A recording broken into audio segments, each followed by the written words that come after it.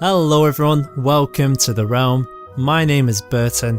We decided to play Pillars of Eternity, which is a new game brought out on Steam by Obsidian Entertainment and put out by Paradox Interactive. As you can see already, I am enjoying this title screen and more particular this music very much. It's lovely so far. So let's jump on in. We're going to go with the normal modes because it's been a while since I played a game like this and I'm not quite ready for Path of the Damned.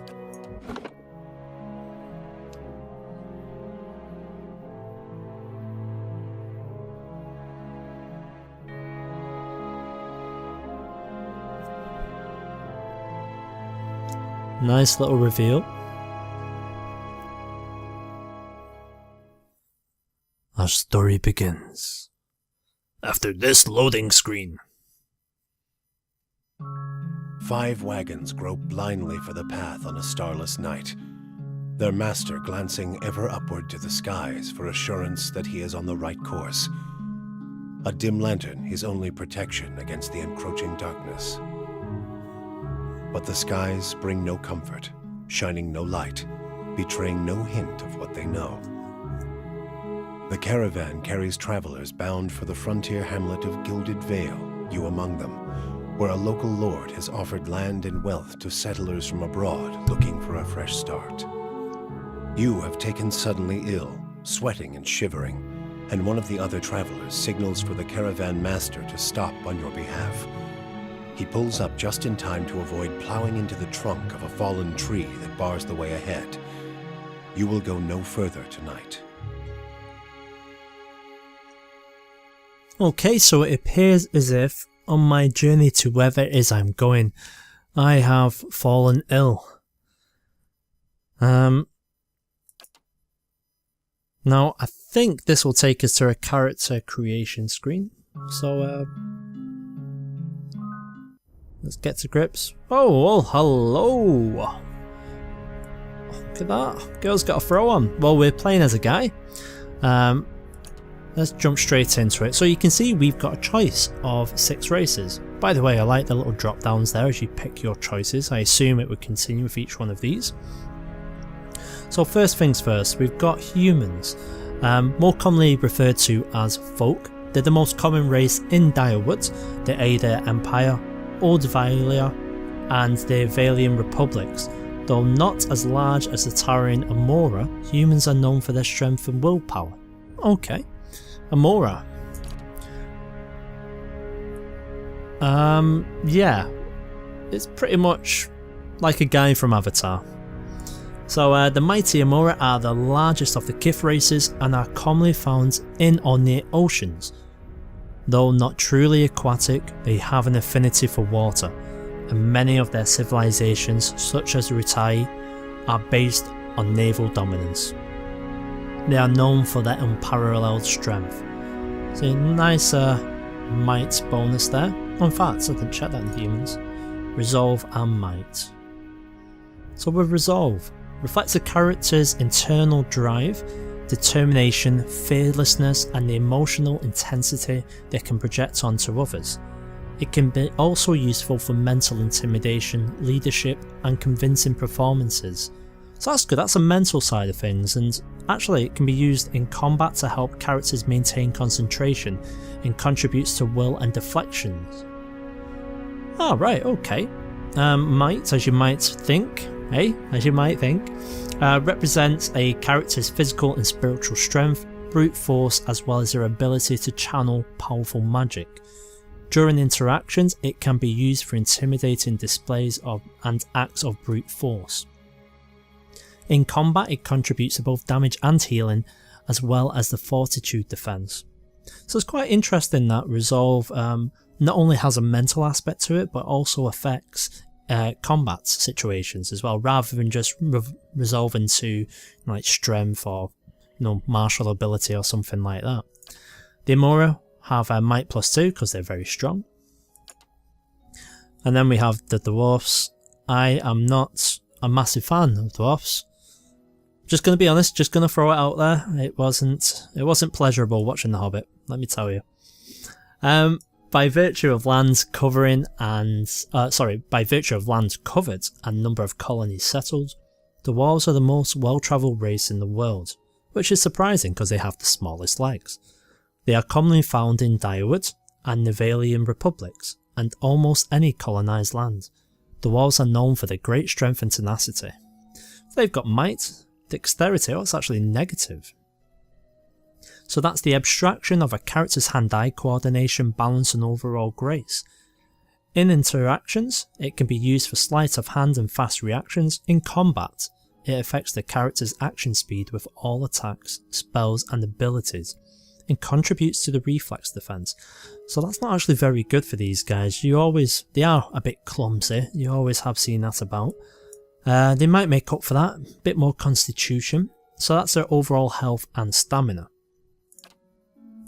Then we've got the elves, good old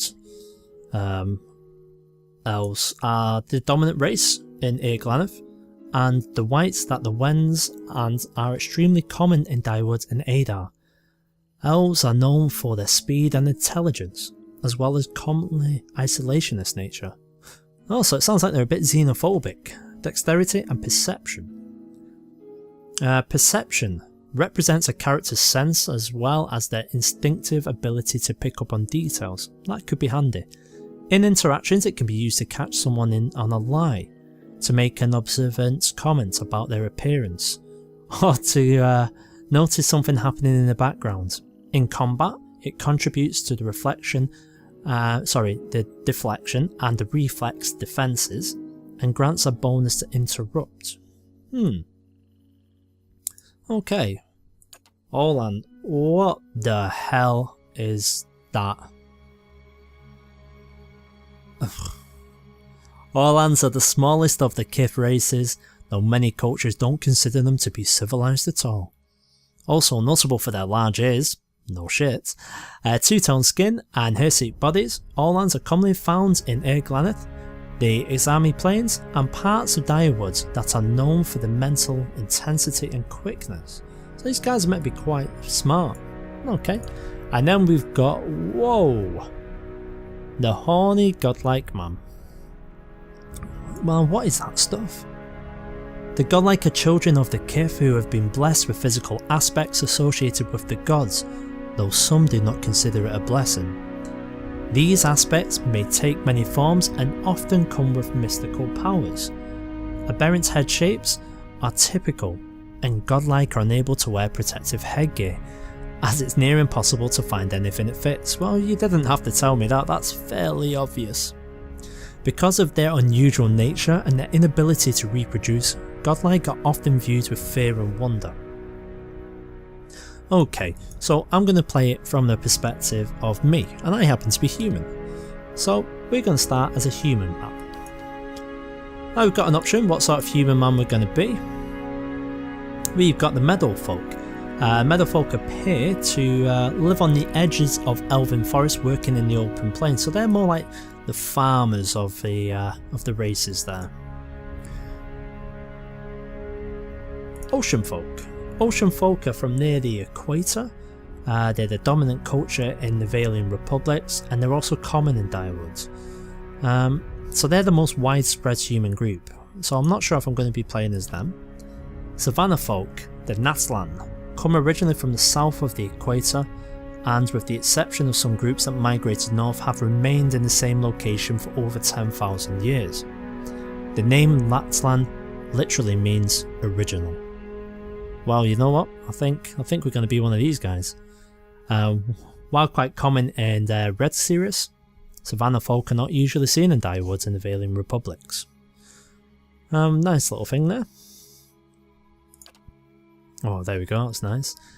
Now it's time to choose our class. So we've got the standards, we've got Barbarian, we have Wizard, Chanter. That looks a bit like a Dwarven class, that to me. Druid with a nice little shield. I've already had a quick look at some of these, so I've already decided I am going to go with a Ranger. Now they're warriors of the woodlands and masters of the hunt, always partnered with a soul-bonded animal companion.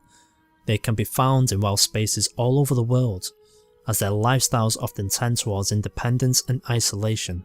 It's going to be rare for rangers to become an integral part of a large fighting force, and they are often employed as scouts and guides. Okay, so starting ability, we get an animal companion with this person, and although the animal companion is not as strong, they are actually going to be running interference for us. We have a +1 stealth modifier and a +2 survival modifier, which would be good for us.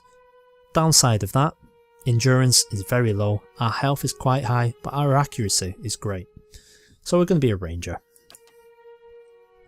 So we can either do marked prey, which just once hits a single target as prey, it gives the ranger and the animal companion a damage bonus.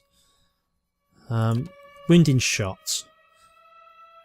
So when it hits a fleeing prey, the hunter aims for a spot that will slow the target enemy's progress, hobbling the target. I like that, we'll go for that. Right, so what we're going to be. Who's our companion? So we can have an antelope.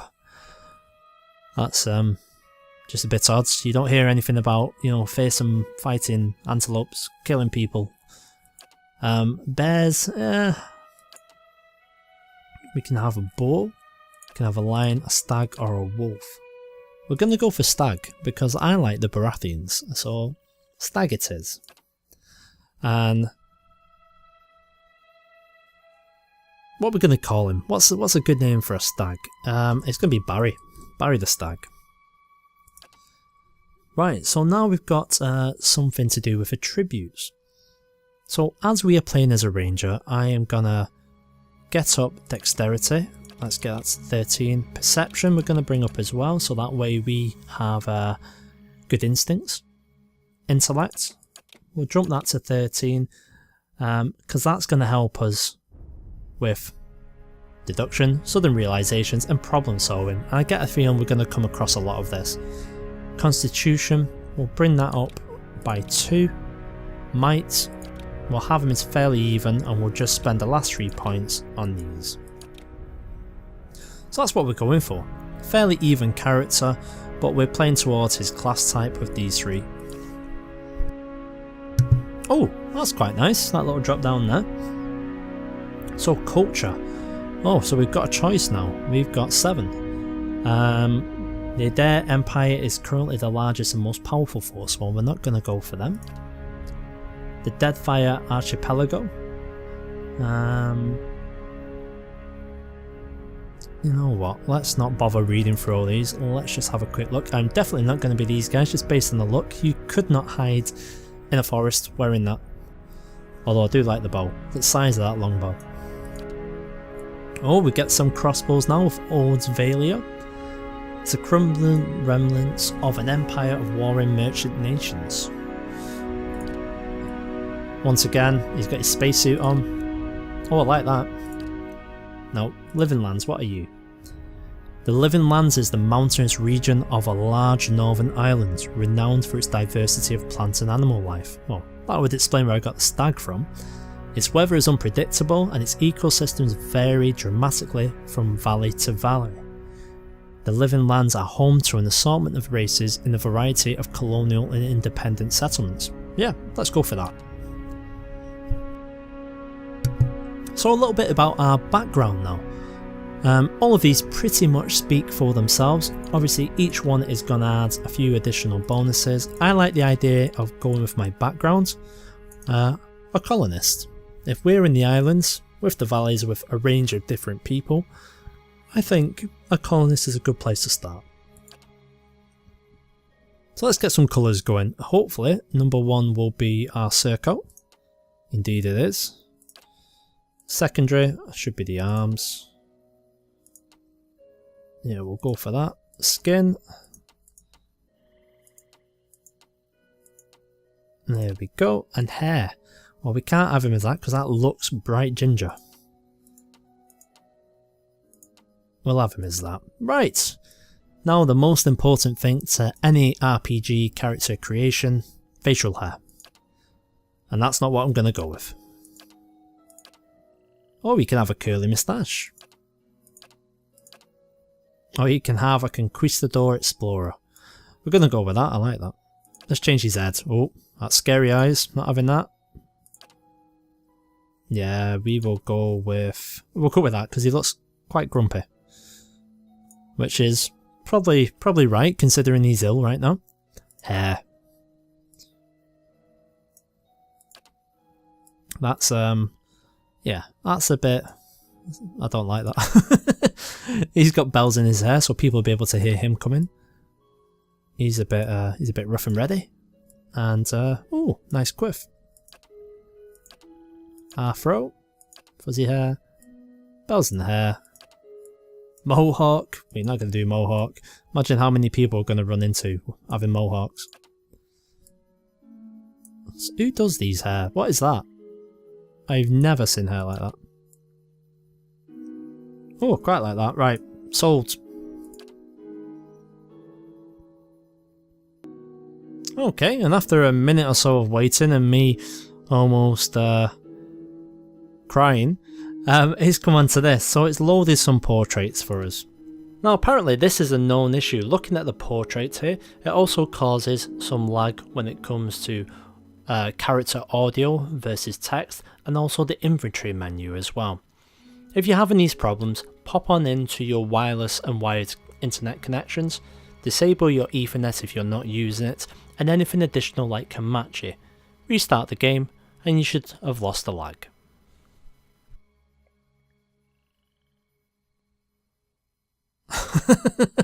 He's a bit too smug, isn't he? So we're not going to be him.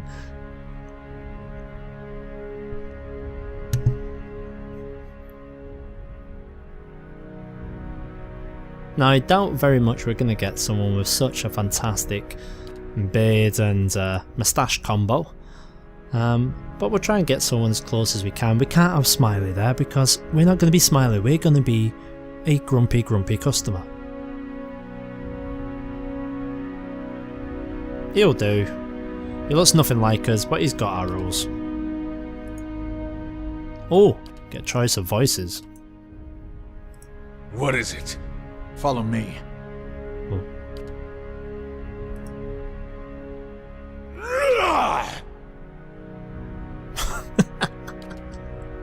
Just say something. A blade in the dark. Ooh, don't think he fits me though. What about a noble? Yes? Feisty man. I've got this. Yeah, we'll go with good old Feisty McFeiston. Oh. Now for a name. Well, the stag is called Barry, so I think we're gonna be called.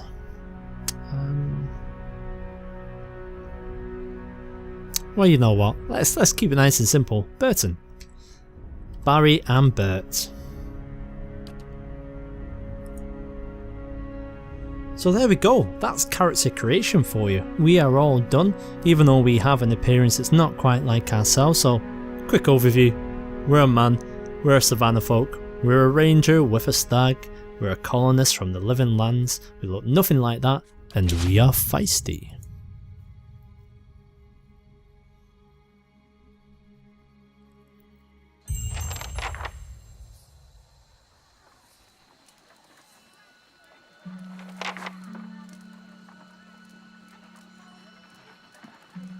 The caravan master finishes addressing the group, his bushy red moustache and sagging jowls quivering as if for emphasis.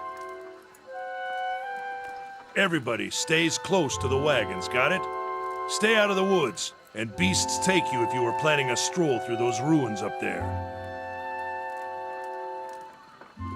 He nods towards a looming black mass on the hillside.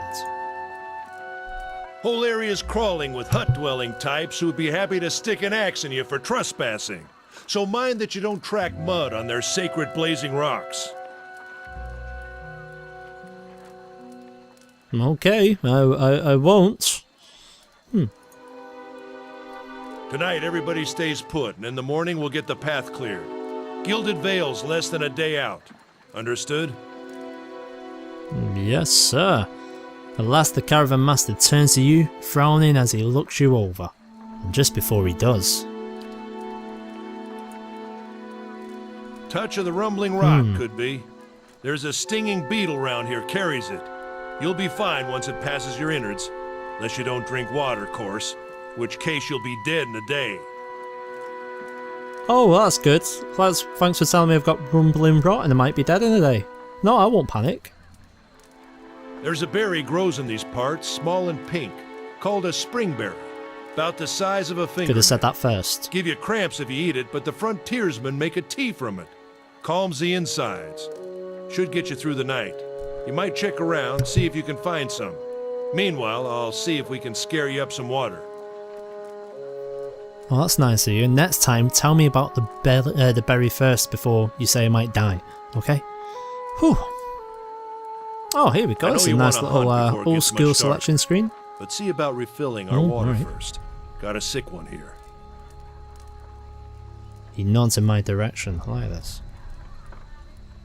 Sparfle nods and slides the warm bowl over his shoulder. Who's Sparfle? Where would I find the berries? What are these ruins? Is it dangerous out there? What are these huge rocks coming out of the ground?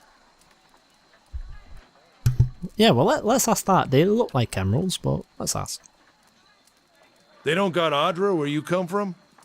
Well, it just grows up out of the ground like this. Goes deep like tree roots.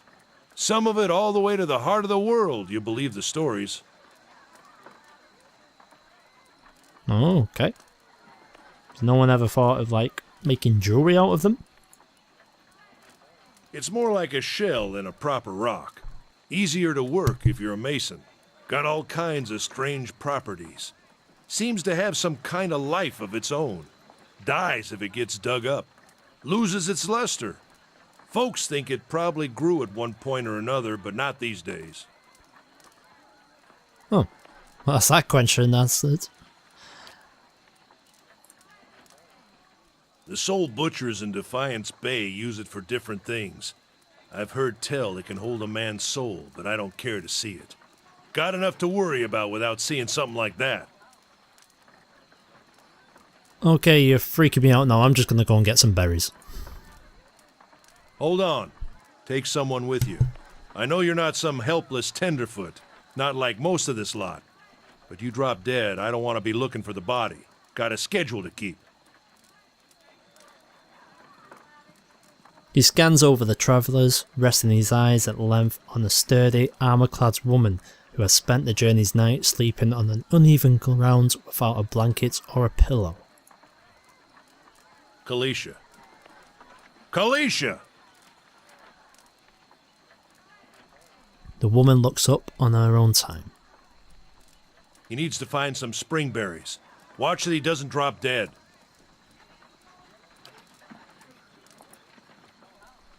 No promises. Oh, okay. Cheers for that, Kalisha. May as well go back to bed. What kind of guide says something like that? Kind you can afford.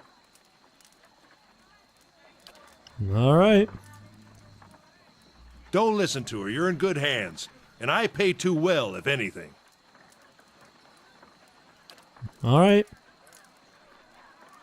Off with you. Hayden should have supplies. See that you're equipped before you head out. We're in harsh country. Get your berries and hurry back. And if you get so much as a tickle of wind, you drop everything and you run. Something in the air tonight. If it's a Beawick, we'll shelter in the ruins. Hut dwellers be damned. If it's a bee what? Alright, okay. So I'm going to go over to Hayden. And he must be a trader or something. Probably this guy. Right, end the dialogue. So here we go. You heard the man. Let's get going before you keel over. Oh, sweet. I like that. Welcome to Pillars of Eternity. If this is your first visit to the world of Error, you may want to watch these windows to become familiar with the tools and interfaces. Oh yes, I think so. Hey, look, there's my man. Oh, where are you going? No problem. I want to talk to Barry. Right. Let's have a look here. Oh! That was nice. It's a good sign of a game when the interface is what you're used to in a way, so that brings up quite a lot. So who's the guy we're going to?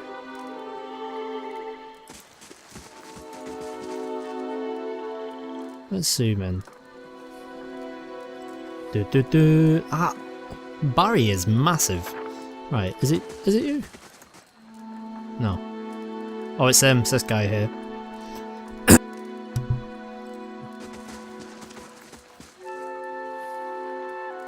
Oh, what's this? Eh?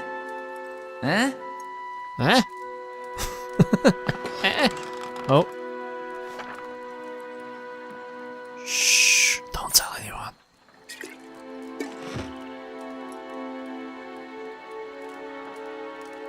That was profitable start.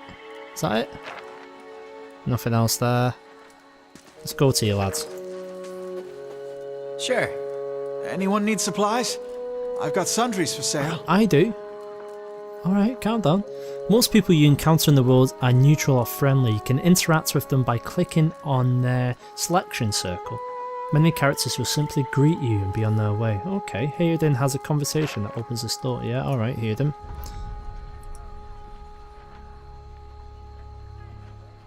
You see a man wearing simple but mostly neat clothes. He's transfixed, however, by a ragged tear in the seam of his tunic. Brought a whole wagon full of goods to sell, but not enough shirts for the road. He scratches one cheek with his knuckles. It's covered with an even stubble, as if he hasn't quite gotten used to shaving on the road. That's not what his picture says. Say, is there anything you need? I've got some basic traveling supplies for sale if you'd like to take a look. Well, to start off, mate, I want to know who you are. So, who are you? I'm a trader, originally from the Adir Empire, but I've been trying to establish new business out here. Life on the road has brought some unexpected challenges, to be sure. And I'm sure you've noticed how prickly the locals can be. But we're here to make the most of things, right? With an outlook like that, I'm sure you do well. And when you're dead, I'll take everything from your caravan.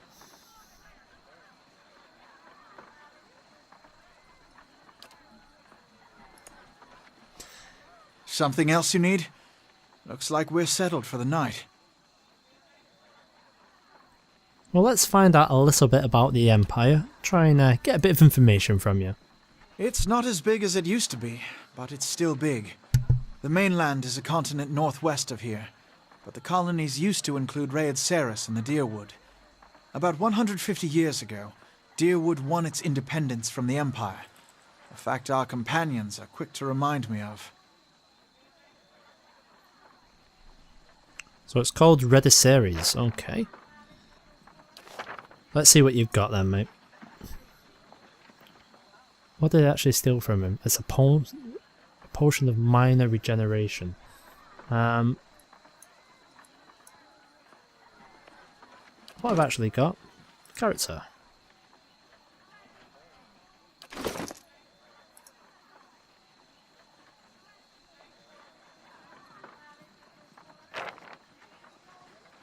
So I've already got a bow. Do I need a hunting bow? Yeah. I think I'm all good. Do I actually need anything? I don't think so. We might come back to him. Hopefully when we go to have a look for these berries, we'll be able to find something else. But that's going to be it for episode number 1. Leave me some thumbs up and some comments if you're liking the series and you want to see more. Once again, thank you for taking the time to stop by. Cheers.